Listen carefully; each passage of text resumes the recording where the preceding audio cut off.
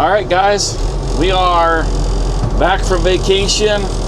So it is Sunday, June 7th. Took my kids and I went to the beach, North Carolina.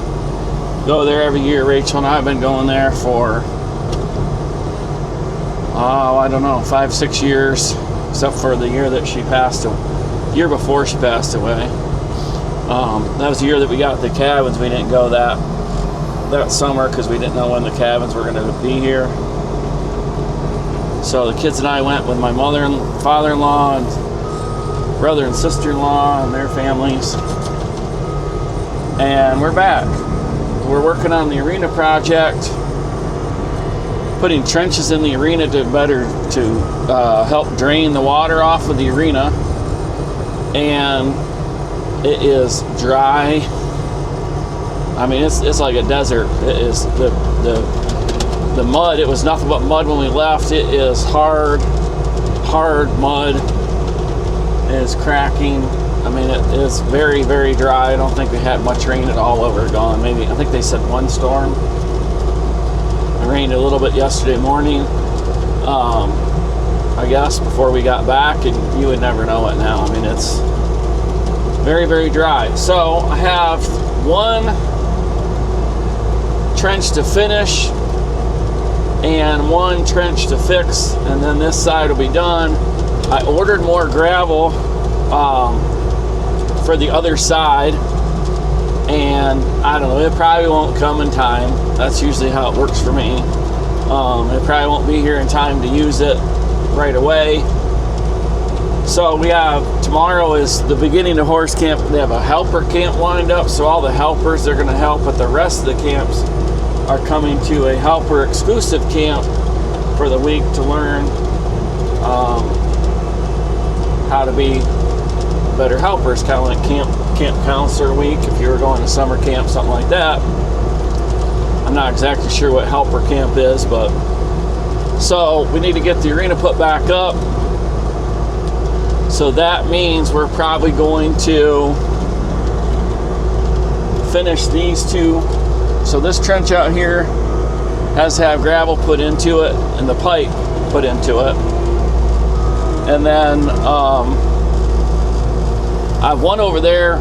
So what happened was I dug the trench over there, and it rained so much that it caved in. And then I tried to redig the same trench the next day, I think it was. Well, it was so wet that it just kept. But now it looks like it's really dry, like it's dry as a bone. So now it looks like maybe I could take the trencher and I can go down and I can fix it enough. There's enough dry material there that I can get the trencher through there and fix it enough that I can use it. So I'm going to try that. If that doesn't work, then I'm going to fill that one in and move like 5 feet one way or the other and just do another one. And then we have to get all the top gravel, top dirt, whatever you want to call it, put back. And we got a lot of rocks to pick. I thought they were going to pick rocks while I was going on vacation, but it doesn't look like they picked any. So we got a lot of rocks to pick. We'll bring the disc out here and we'll disc it up as much as we can and get the rocks picked. And we're going to be picking rocks probably all summer. But I do have a soil conditioner ordered. So it'll be like May 20th or so, something like that. I ordered it. They said 3 to 6 weeks. So I don't know if that means this week or next week or 2 more weeks or what. So I don't think that's going to make it enough time either. I ordered a gravel, so we have to trench the other side too. So what we're going to do is probably get this all done, get these trenches done. These should be the big ones. This should be where a lot of the water is. Get these done and put it back together, get the arena put up. Then the nice thing about trenching with the Bobcat is I just need, one panel on the arena open, and I can back right through, an 8 foot, doesn't even have to be an 8 foot hole. So we could do it. So, camps are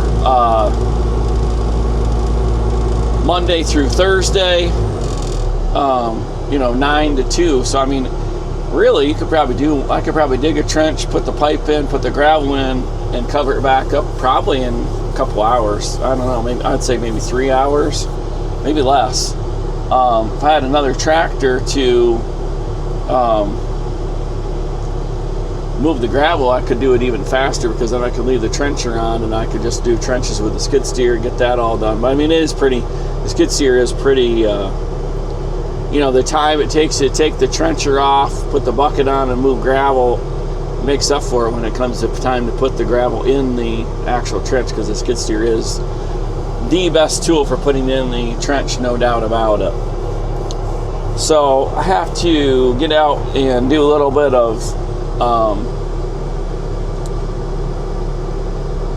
hoe work, because I dumped some gravel in this one on accident, and I got to get it smoothed out across the bottom. I can't really take it out, so I'm just going to smooth it out across the bottom, and then going to lay the pipe in there, and then we'll start filling this one in. So we'll be back with more.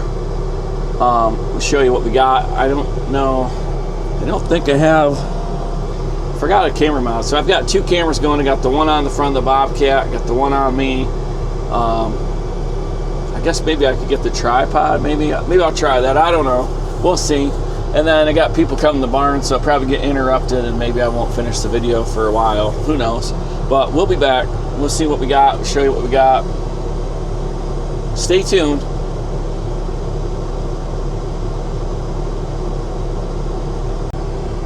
Alright guys, so this one is a little shallow, and it has a couple spots where it like caved in. So I decided I'm not going to put a pipe in this one. We're going to try this one just gravel with no pipe. It's out here on the end. I think it really is in a terribly wet spot, but I thought, well, we'll try it just without the pipe and see what happens. So basically the idea is that, you know, with the trencher,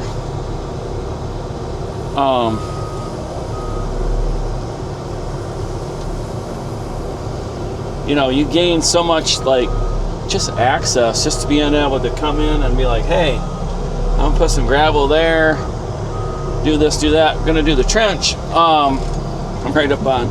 So what I did was I scooped when I did the trench, I scooped all the dirt back.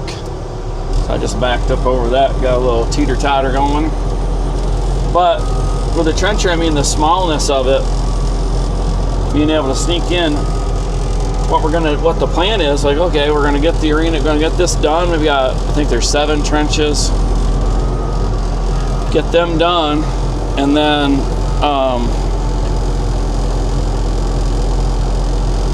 you know, put the arena back together, put it up, use it, right? So we basically,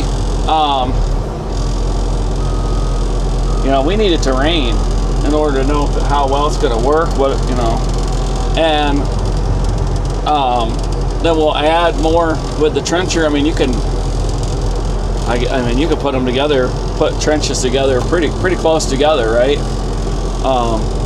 So we'll just add more. I did have an idea where I was going to take the dozer blade and do a swath, one-way swath, the other to make like a V, like this, and then trench in the middle, and then fill that V and the trench in with gravel, because that would make you just a lot of void. Because I mean, that's what you're trying to do. You're trying to make a void for the water to go to in between all the rocks and gravel and everything, and you want it to drain out too. But the important thing is having enough of a void for it to go to that it's not laying on the surface.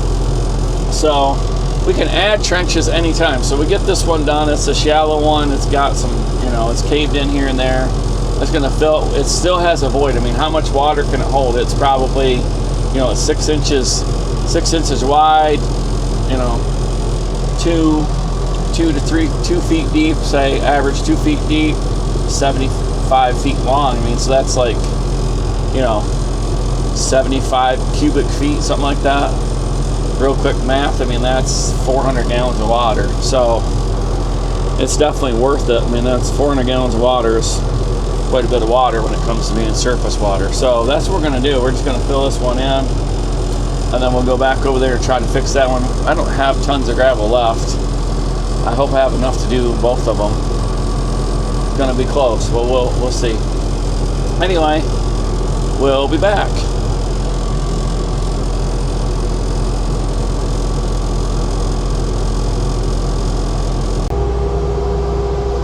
Alright, well, I turned the camera back on, got the camera on the front there. You could see, so this was all mud before I went on vacation. And you can see how hard it is now. It's amazing how hard it is now. It's going to take a little bit of work to get that worked up. That soil conditioner, though, would be the thing to have for sure. I mean, that thing will come in here and will make this arena look beautiful. So there's a chance if it doesn't come this week, like if I get an update Monday, they say, I might be here, you know, Wednesday, Thursday, whatever. And then we could get this all done real nice. And if not, I don't know, I might say, well, why don't you bring me one to rent in the meantime, since you can't get me one, or borrow one, or demo one, or whatever you call it. I mean, that sounds like a fair idea to me. So I know they have one, because I priced a used one. I was like, I don't know. I think it was $8,000 or $9,000 for a used one. A new one's like, I think it's $4,000. The one I'm getting has got all the options that you can get on. I think it's $14,000. But so I was like, I don't know, you know. So my thing with buying a used one, if I could get it, if it was decent, I'd get it for half, you know, $7,500, something like that. Maybe I would do it, but not knowing a ton about them. So boy, I don't know if I'm gonna get a used one or not. You know, trencher. You know, the trencher. I think a new one's about $9,000. I bought that one for $4,000, but it has a new chain on it, and it's not, you know, it's not nearly as complicated as a soil conditioner, right? There's not as many things to. And the soil conditioner has a leveling, a tilt. You know, you can turn it one way, turn it the other way. You got the stops on the sides. You can use it for lots of things. Just getting one, you know, buying a new one and getting the manual. I mean, the manual is about probably $200. Getting the manual is a big thing too, so that you can learn how to do all that stuff. I watched a bunch of videos, but I'm not sure I definitely don't know everything about it, you know. Whereas the trencher, I actually bought a manual. So I've been trying to learn a little bit more about the trencher. The chain can have more teeth on it than what it has on it right now. They're actually set up.